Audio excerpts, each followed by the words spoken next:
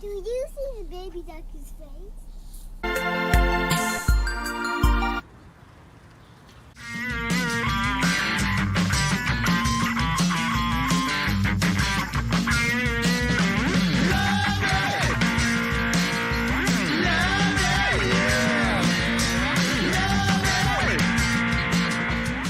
Patrick Jordan said he and collaborators Dave Mansueto and Pete Spinda initially expected a shorter run.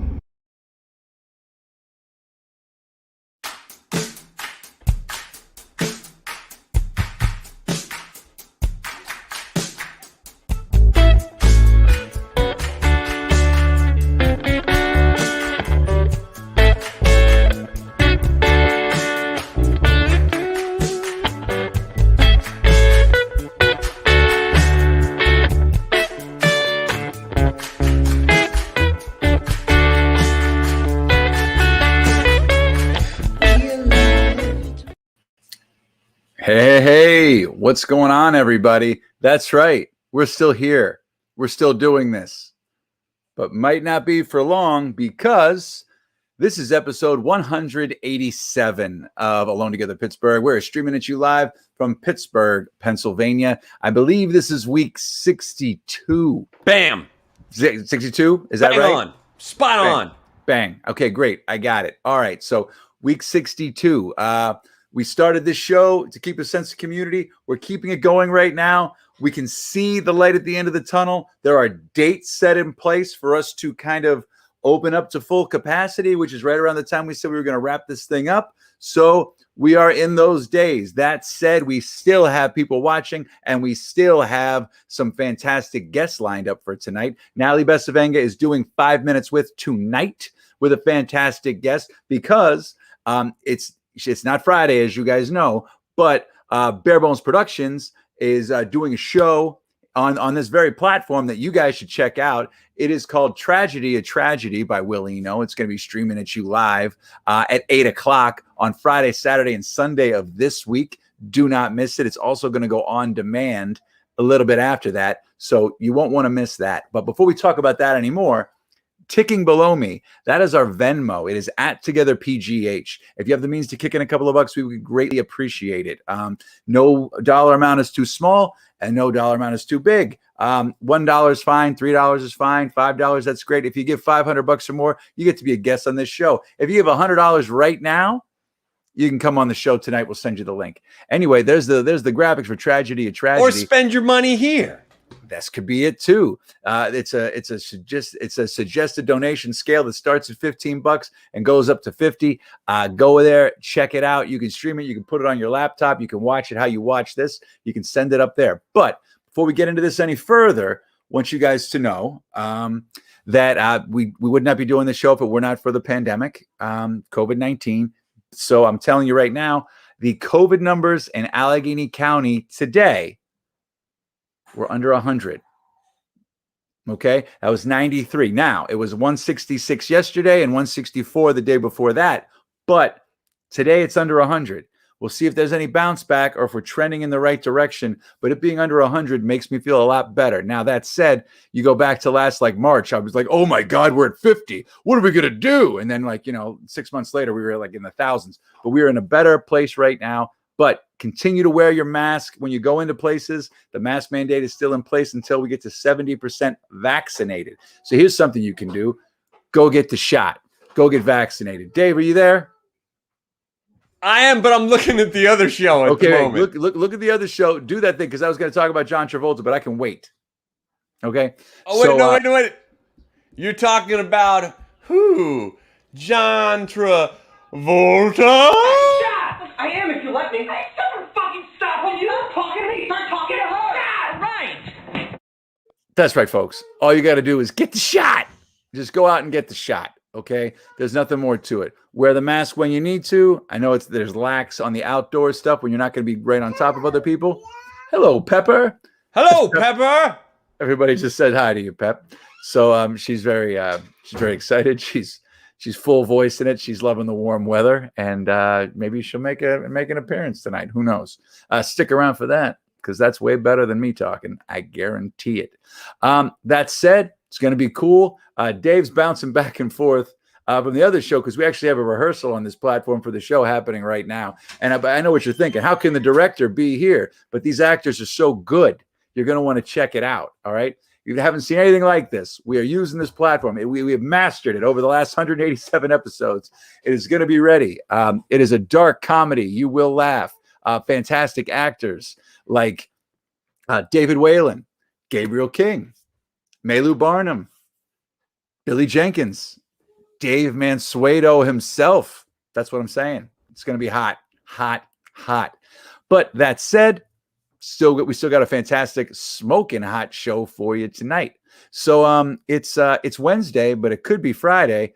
Dave, do we have our normal Friday night guest ready to go tonight? Yeah. Oh yeah. She's ready. She's in the system. Oh okay. Yeah. All right. She's not doing something for City Paper right now. You never know. She's Okay. always, she's everywhere. She's Let's go. wherever. She She's is like American everywhere. Express card. All right. So we're going to get a hot 5 minutes with later. But right now, we have a nationally syndicated advice columnist, Natalie Bencivenga, the multi-talented. He's here tonight. We're going to find out a little bit about some advice. Some advice out there that people ask her. She's a nationally syndicated advice columnist, and she comes up with some choice questions that she gets, and she shares them with us. Here she is right now. Hey, Natalie, how you doing? Hi, I'm so good. It's so good to see you. Nice to see you too. Yes, I missed you guys last week. I was out of town, and something was missing in my life, and I was like, it was the show. We missed the banter. We missed the talking. We had you. You know, we had your fantastic interview, but it was something was missing, like in our hearts. I know. Me too. But thanks for holding it down while I was gone. But a lot going on. Speaking of while you were gone, has there been you've got like 2 weeks worth of advice questions? So I couldn't remember where we had kind of left off. Did we talk about the sleeping with the sister-in-law?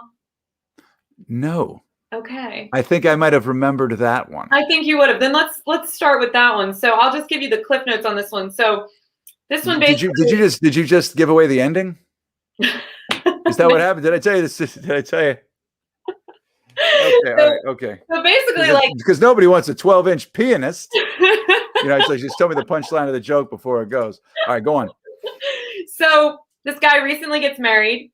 He was at his sister-in-law's birthday dinner at her home. Things got out of hand, he said. There's probably a joke in there. We were pretty drunk. My wife fell asleep in the guest bedroom. My sister-in-law and I ended up messing around.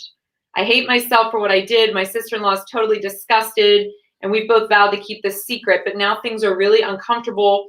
What do I do? Do I tell my wife? We seriously just got married.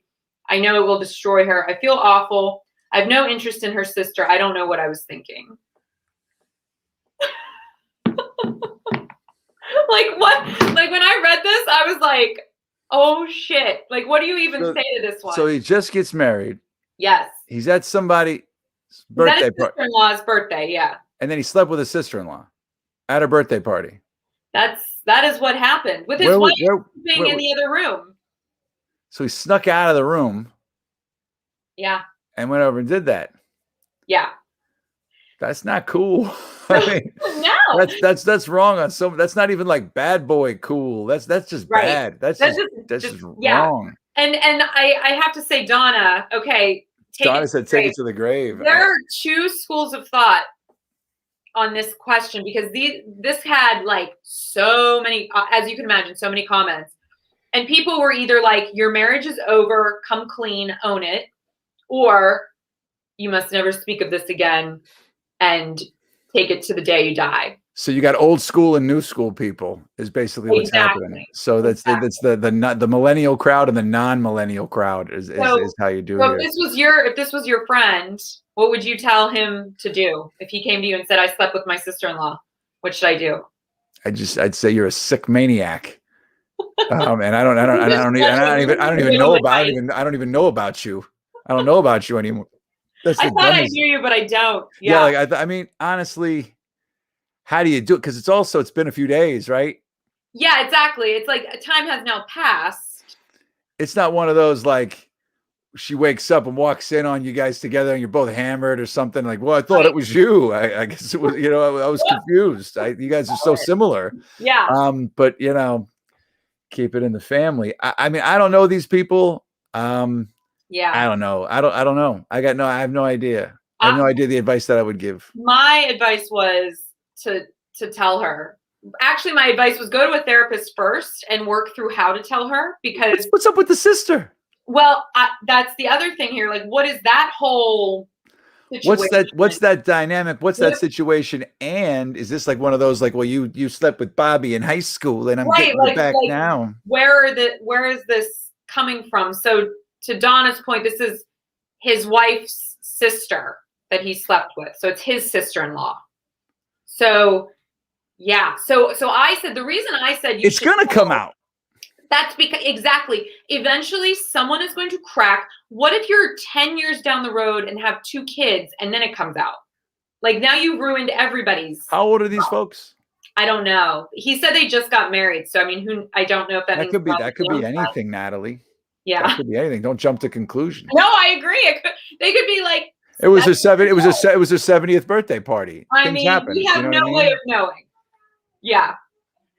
I'm These at are a the loss. kinds of Okay. questions I get everybody. So was it a 50-50 split?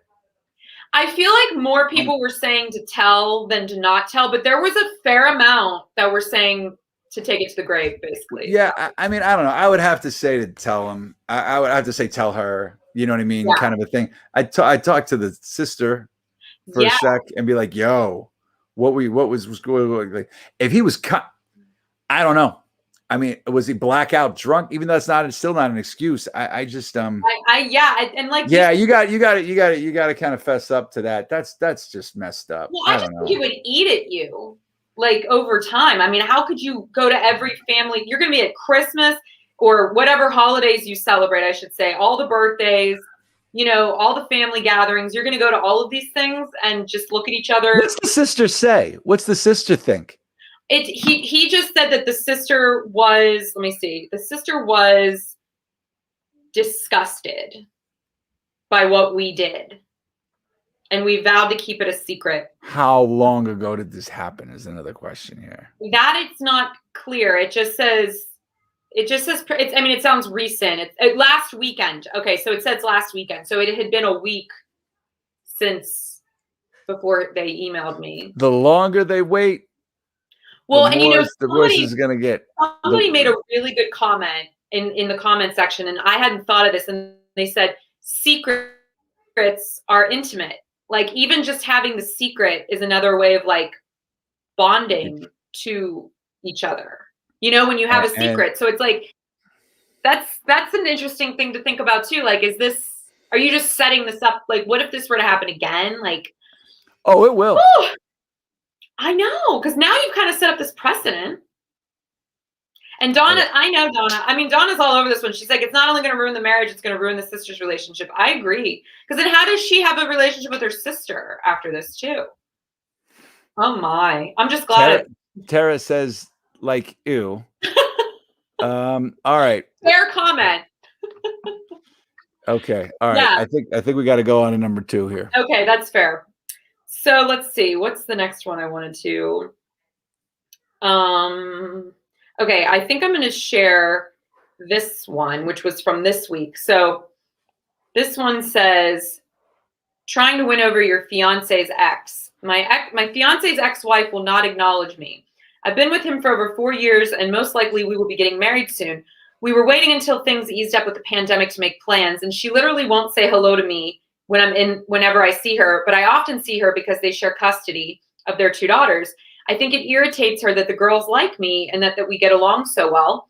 And I also think she's annoyed because she wants to dislike me, but hasn't found any real reasons to. So she's mostly passive aggressive. My fiance just tells me to ignore her, but it really upsets me that she doesn't like me. How can I get her to move past this? She left him, so I don't understand her problem. Any ideas on how to get her to like me or acknowledge that I'm in the family too? Sounds like someone's like so needy in this one. People be crazy. I know. It's like, why do you care if his ex-wife likes you? Some people just need to be liked by everybody. Yes. Exactly. It's like such an insecurity. And to me, it's like, just be chill about this. I mean, you're probably never going to be BFFs, and it's like, so it's his ex-wife. Do you want to be best? Do you want to be tight with her? That makes no sense. Talk to the sisters. You know what I mean? What do you want? You want closeness? What do you want? I don't know. Shopping? I mean, I don't understand. I know. So to me, it was just like, there's clearly something going on with this person that, to your point, like they really feel the need to be, validated by people that don't want them around, which I'd prefer that my spouse's ex not care for me. I prefer that they don't want to like ignore me. That's great. Exactly. You know what I mean? Just ignore me. That's great. You're not mad at me. There's no beef. You're not starting anything. Right. You're just indifferent. That's cool. You're just indifferent. There's nothing wrong with that. And especially like the most important thing is that the kids like her.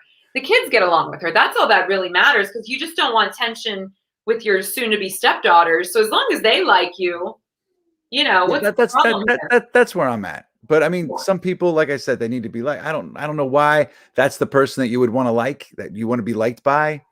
It's just, I guess, one of those things where it's like irritating because it's like everybody else must like this person or like her. And it's like, well, why don't you like me? I don't know. I just find it very funny how people focus on like the wrong things sometimes in relationships too. And it's like, well, let's focus on what matters. You know, your relationship with your fiance. If he's telling you it's not a big deal, let it go, then just like let it go. But people fixate. They do. Yeah. They Yeah. I don't know. fixate with their I don't know. in-laws. All right. All right. You got one more for me, Natalie? Sure. Yeah, I had 2 weeks worth. Well, we can go. We can do a bonus if they're.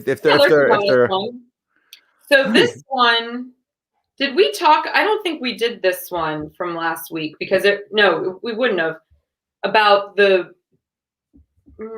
I can't remember the vaccination hesitation. Say it again. Yeah. If you did. Vaccination hesitation. Okay. All right. All right. So someone has a vaccination hesitation. So it's give me the question. It's his brother. Okay. It says my brother and his wife refused to get the COVID vaccine, and it's driving a wedge between our family. We have a really tight group, and it hasn't been easy with not being able to be around each other all year. But my brother and his wife are very bohemian, and they think that the vaccine has bad stuff in it. They have 2 small daughters, and I want our kids to be able to get together like we used to. My mom is also refusing to see either of them until they're vaccinated, and this has become a huge issue as well.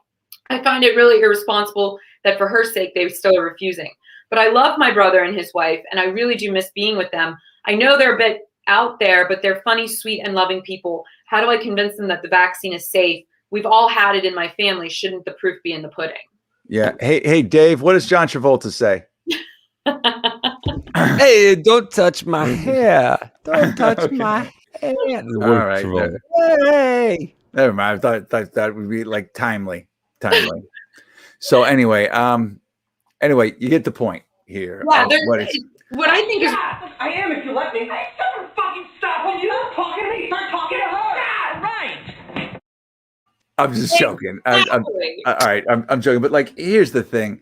It comes down to it. It's like millions and millions and millions of people have been vaccinated for over a year at this point. This vaccine has been out there, right? If anything was going to be bad, it would have shown up. That they pulled the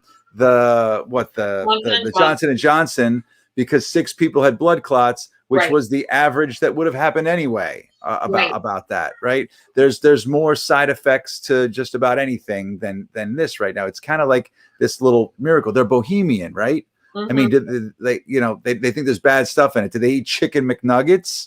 You know what I mean? It's like, exactly. I was actually watching. I don't know what's in Fruit Loops. That's what he was saying, and it just made me laugh because it was just like it's true. I mean, think of what we put in our bodies every day. And it's like, guys, seriously, like get the vaccine. There's a reason that we don't have polio, roaming the streets. It's because people did get vaccinated many moons ago to prevent it. So it's like.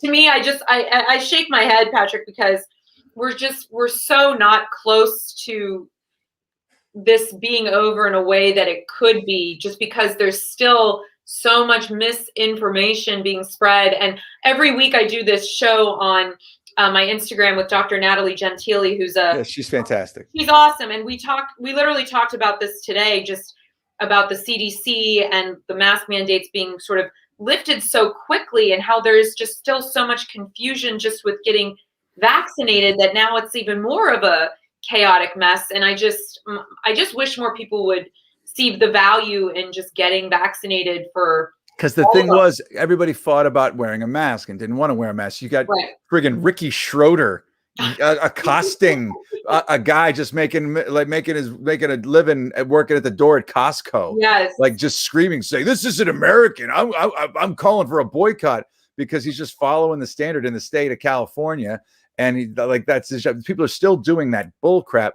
And if you get the shot, if everybody gets the shot, you don't have to wear the mask anymore. So, I know. Anyway, and I think too of like what's going on in India and just like how privileged we are that we're even having this debate where it's like there are other parts of the world that I know they wish that everybody could just get this vaccine quickly. And so It's like, just do it. Just do it. So there really wasn't much to say to these people other than you got to hold your boundaries, and hopefully they'll give in eventually and just get vaccinated, if nothing else, just to see their mother. I mean, it's just like, there's the thing. Your mother just laid down the law. Maybe she's, you know, an at-risk age bracket or has other things going on. You want to see everybody. It's hard because there's really no reason, like, there's bad stuff in it. I mean, what? I don't know. Like, I mean, I guess if you're, I can't. I mean, I try to relate to things, but right now it's like there's like science, and you said it. This misinformation. You have like full news networks out there that are like doing this. Plus, people aren't even getting them from the networks. They're getting them from random social media, and a lot of people are getting them from like email chains, which like, is the most terrifying. like with 5,000 cc's on them. You know, like I got this, like it's you know what I mean, like random people are, you know what I mean, saying whatever, like who's like, you know, like Desi Arnaz Jr. says that blah blah blah blah blah. There's like what like nobody asks about it. Or like the guy that used to be the football coach at Alabama, and you know he knows, like whatever. So it's a whole I mean, obviously this is preaching to the choir on this one, but I mean work it out. I mean, or just, you know, pulling yourself out. I mean, it sucks. Hey, look, it sucked. I had friends and family members that were seeing each other during the pandemic that we didn't go. We were out of, you know what I mean? Just out of just trying to like having to lock stuff down. That sucked, right? So this vaccine was a miracle for me. Yeah. So I agree for everybody. So I don't know. It's just, I guess to each their own, but that just, you know. I know. What a time. Yeah. Wild time. Wild time. All right. I felt like that ended on a downer. Do you have any more? Take the shot! Take the shot! You know what, though? The one I have is even more of a downer. So I don't know if we want to go there. Well, I tell you what. Maybe we'll save it. Yeah, we'll save it. We'll save it for next week. All right. Or the week after, because you're going to have to be here on a Wednesday or Thursday next week. That's right. Not this Friday, but next Friday, we are getting taken over by the Allies Ball again. That's right. Year 2 of Alone Together Pittsburgh getting taken over by the Allies Ball. And Natalie will be there hosting that night. I'm so excited. It's going to be so much fun, like, because Miracle and I are actually going to be there live, because it's going to be an outdoor space, outdoor venue. And then Marty Cummings, they're going to be coming in. Simulcasting her in there. Yeah. So it's going to be like a really interesting experience. And it's been really cool to have done it last year with you guys when we were in full lockdown. And I was sitting at my dining room table, you know, drinking the cocktails they sent over. But she looks great. That's all that matters, you know. And this year we get to actually be there in person, and I'm super excited about it. It's going to be a great night. And Tommy, that was Tommy Conroy. He's an architect, and he's doing this whole Anna Sui psychedelic floral thing. It's going to be amazing. I'm so excited. That's fantastic. I want to be outside. All right. Well, I tell you what, while we're here, why don't we just do the 5 minutes with now? Why don't you throw to the 5 minutes with, tell us who it is, and then we'll watch it. So my friend, Dr. Vonda Wright, she introduced me to Michael Bann, who he was a lawyer and also a survivor of he had childhood, I believe, meningitis. So he really understood what it was like to be a kid in the hospital.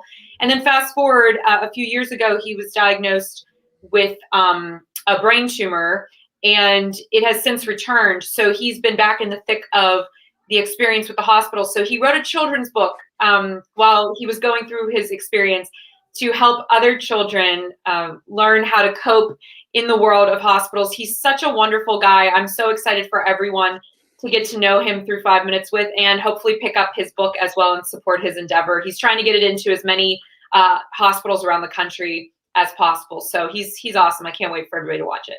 All right. Well, let's roll it right now, Dave. And here's 5 minutes with Natalie Bencivenga. Hey everybody, I'm Natalie Bencivenga, and welcome to 5 Minutes With. This week I am so excited to have my friend Michael Bann with me. He is a healthcare advocate, he is an author, and he is also a brain cancer survivor himself. So thank you so much for being here with me, Michael. Of course, I'm happy to be here. So, I first was introduced to you because someone reached out to me about this book, this amazing book that you wrote, which we will get to here in a minute, Adventures at the Hospital.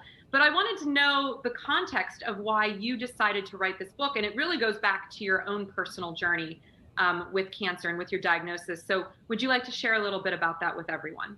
Absolutely. So I was diagnosed with cancer in rather dramatic fashion. I was rushed to the hospital by my friend.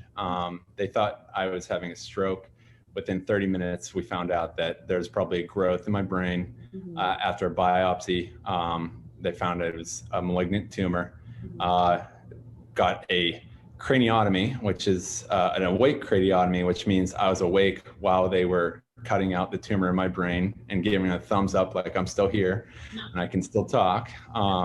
Frightening experience, but actually thrilling, because you're surrounded by like the most proficient professionals in the world that are literally doing brain surgery through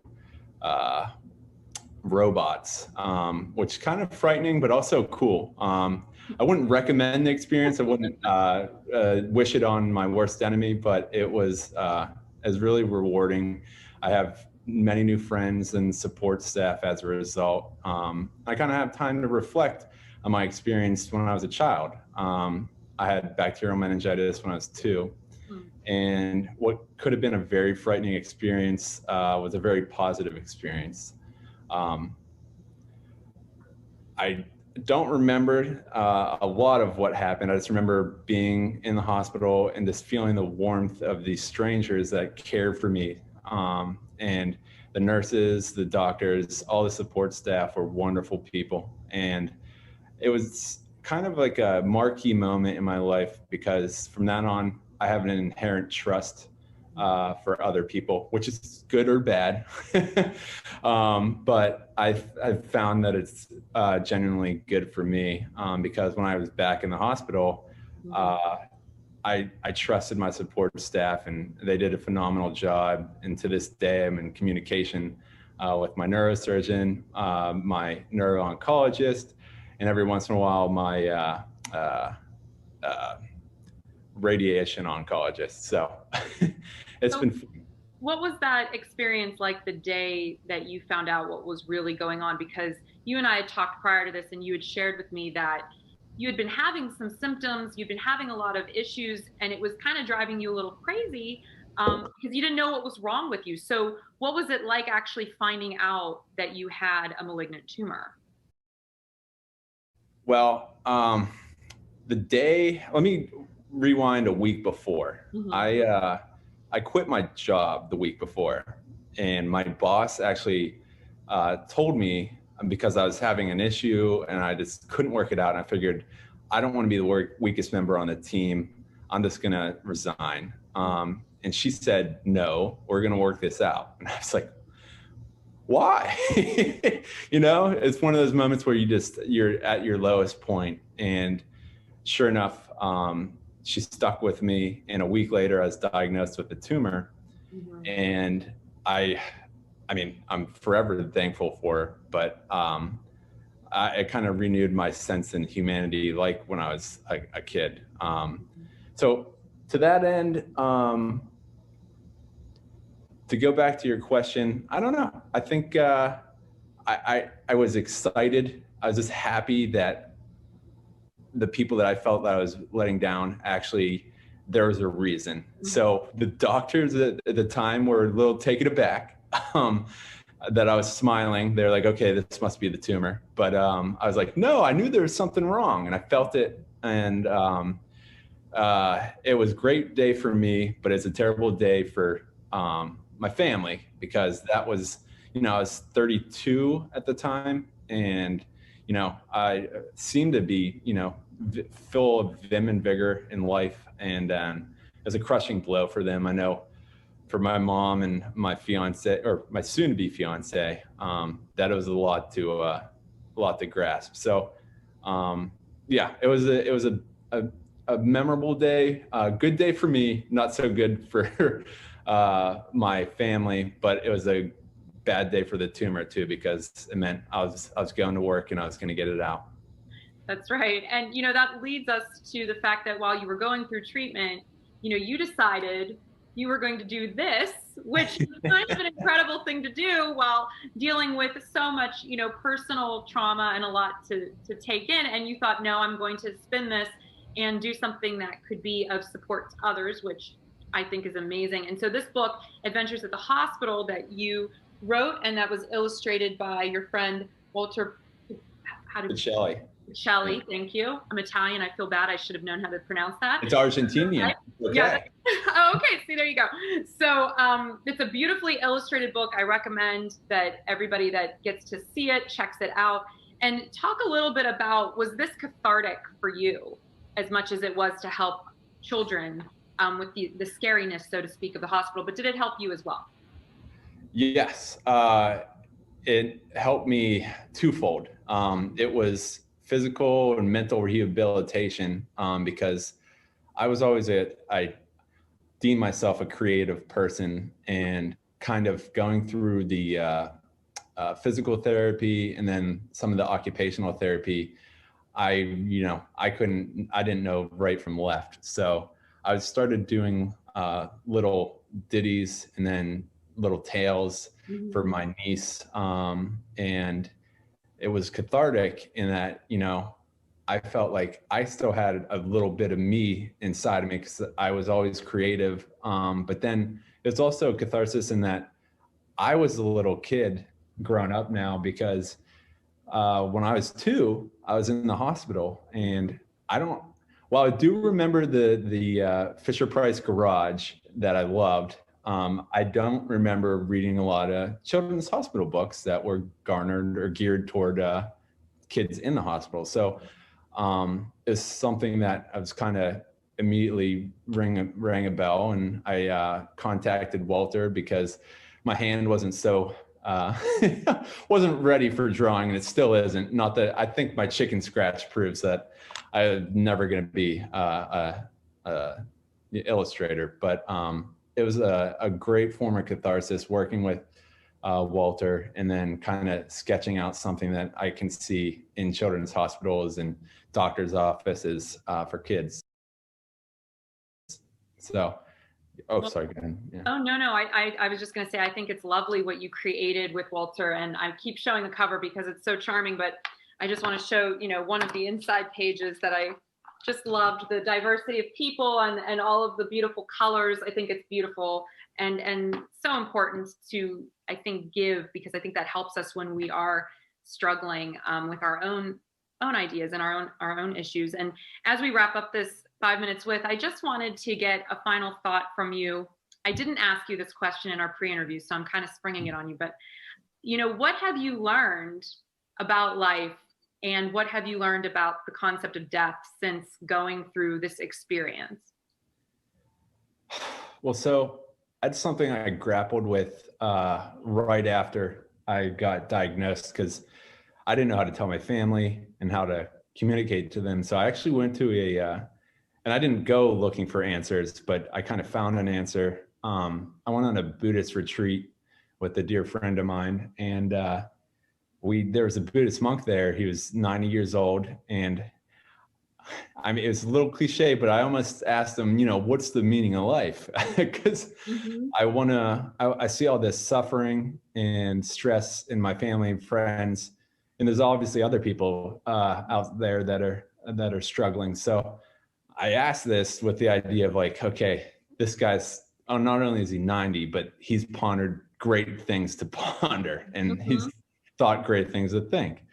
And he asked, or rather his answer was a little shorter than I would have liked, but when I thought about it, it was perfect, because he says, it's just to be happy. And I was like, is this what I paid for up here?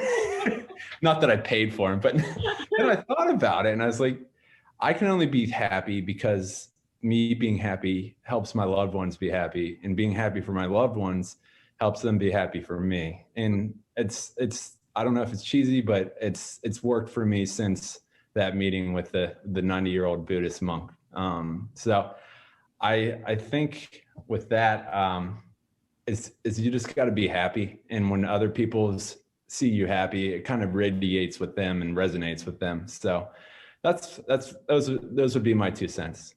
I think that's beautiful. And, I think the idea of happiness too is amplified when we're in service to others. And so the idea that you did this book, I'm sure, is bringing you joy, but instead, of course, it'll be amplified and bringing others happiness as well. So thank you so much, Michael, for spending just a little bit more than 5 minutes with me. Thank you.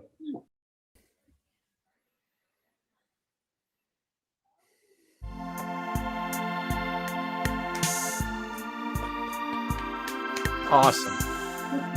Beautiful. I'm buying the book.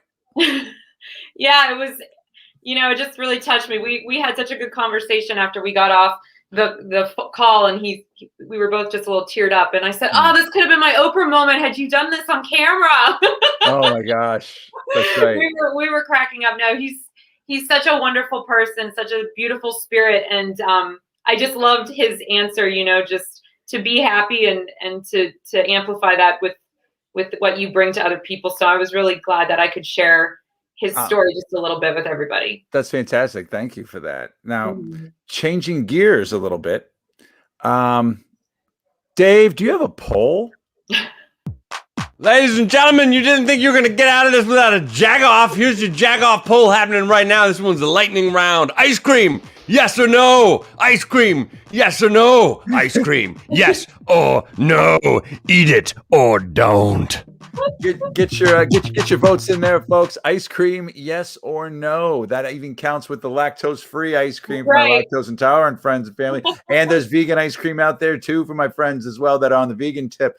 Get your vote on there. But that poll is brought to you by Engine House 25 Winery. That's right, folks. Go to eh25.com. You can find out all you need to know about Engine House 25 Winery.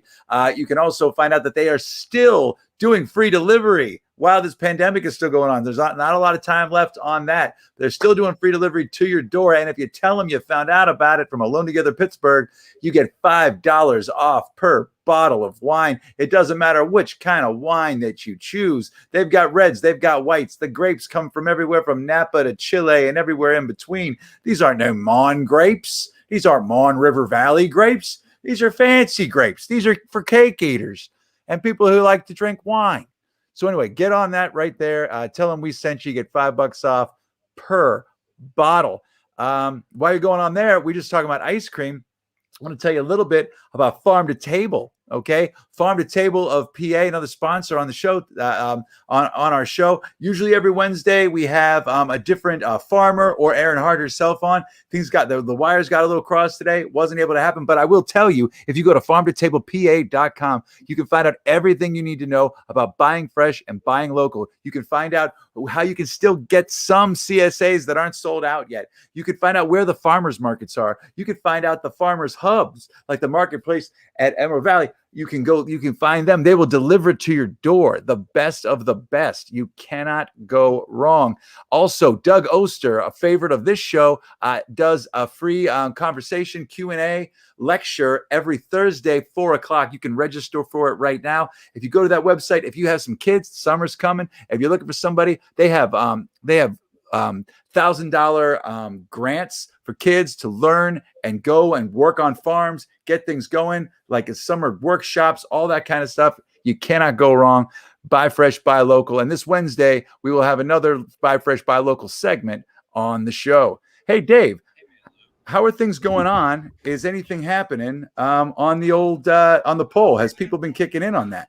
Let's find out. It's pretty exciting. Yeah, 83% votes yes, but there is a good strong 17% that does not want ice cream. They are sick of it. Want ice cream? Doesn't matter if it's hot. I know. People, right? It Crazy. should be 100% yes. And there should be more like voter turnout right now. I know more people are watching. Come on, it's ice cream, yes or no. We're not talking about brands. We're not talking about local. We're not pulling back like the Isleys and the Briars and the Millies, and you know what I mean. It's not your favorite local corner stand. I'm just saying. I'm telling you. All right, what's your favorite flavor of ice cream, Natalie? Oh, that's a good question. I really like cookie dough. Oh, cookie dough is a big favorite. Snickerdoodle, caramel, anything in that vein. I'm a big Mansueto.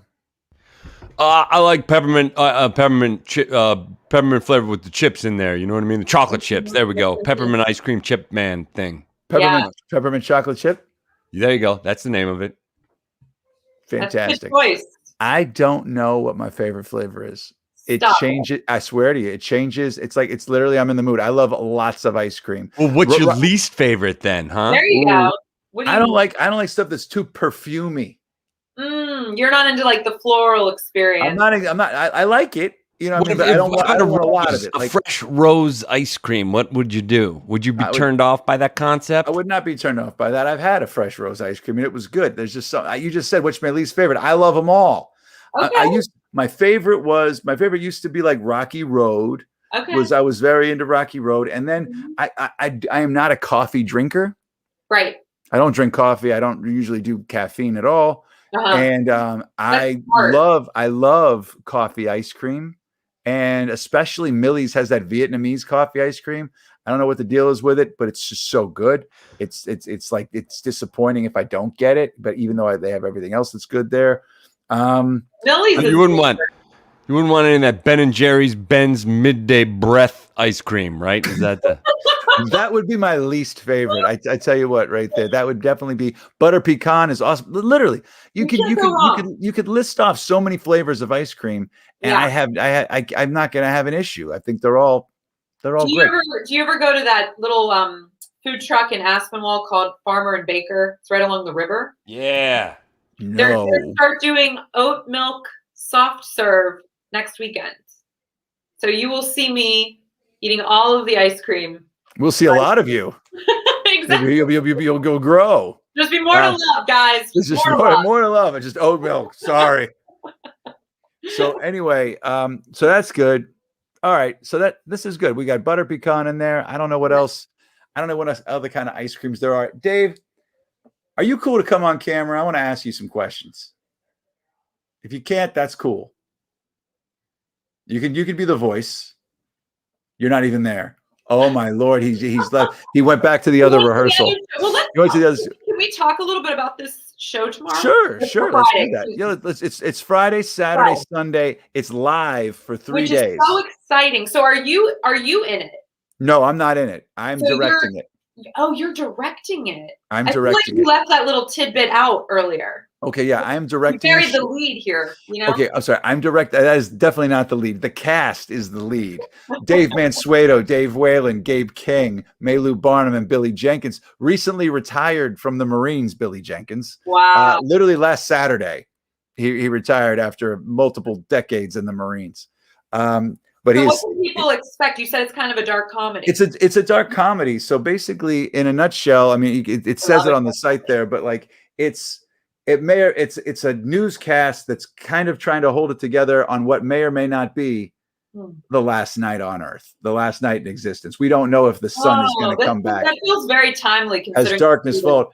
Well, yeah, and it's kind of great. We thought about doing this a few months ago, and I'm kind of glad we waited till there was a light at the end of this tunnel. Yeah, I think so it's almost like you're going to find references to what we were living and beautiful things that we were living then, and it's going to be nice to look back on them.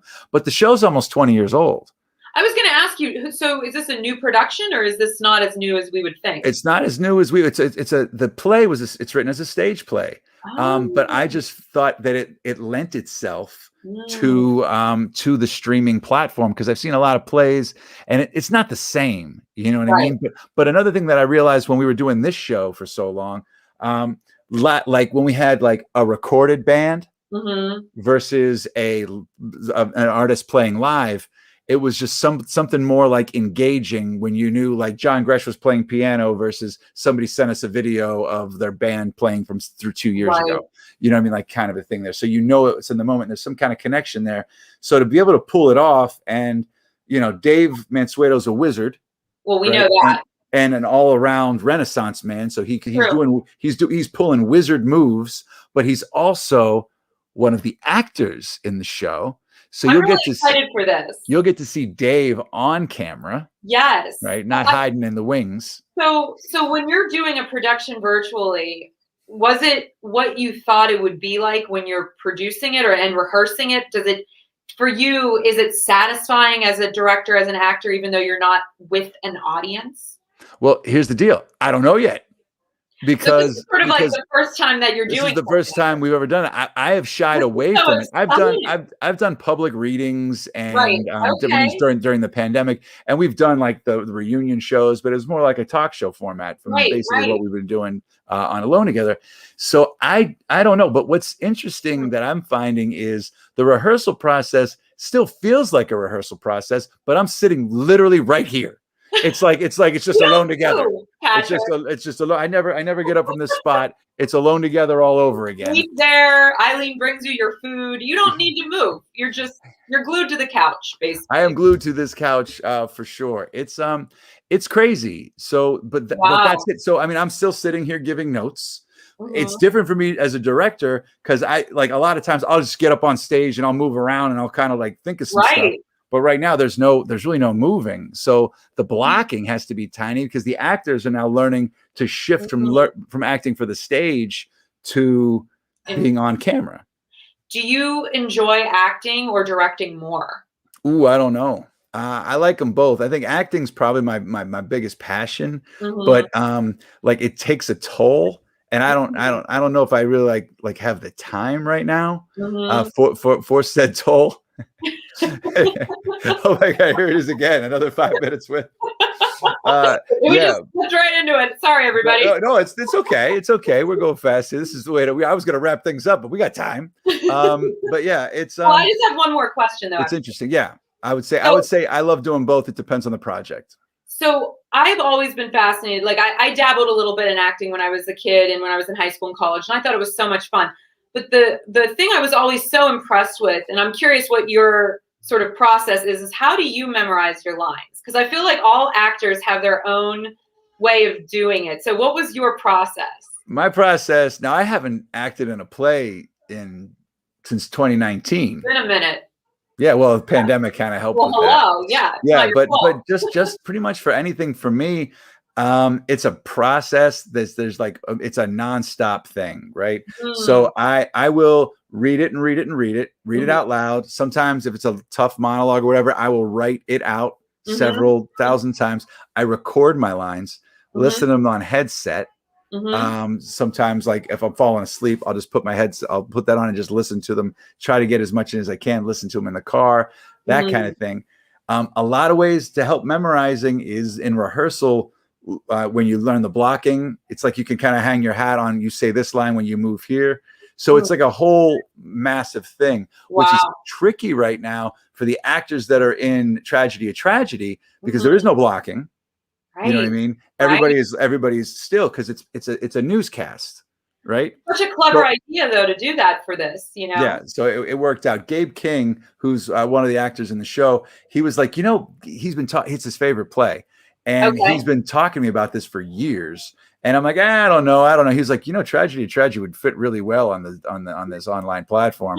And I'm like, God damn it, we're finally doing the play, Gabe. This is so exciting. Yeah, I'm so excited for you guys. But it's a lot of fun. We had a run through last night with like all the tech and the elements and everything that are going to be there. And it was really a blast, right? So it was laughing. You're going to laugh a lot, but you're also going to get the feels. And these actors are and the actors are phenomenal. Like I can't tell you. And I again, because there's only a couple of minutes left on the show as we close out this 5 minutes with.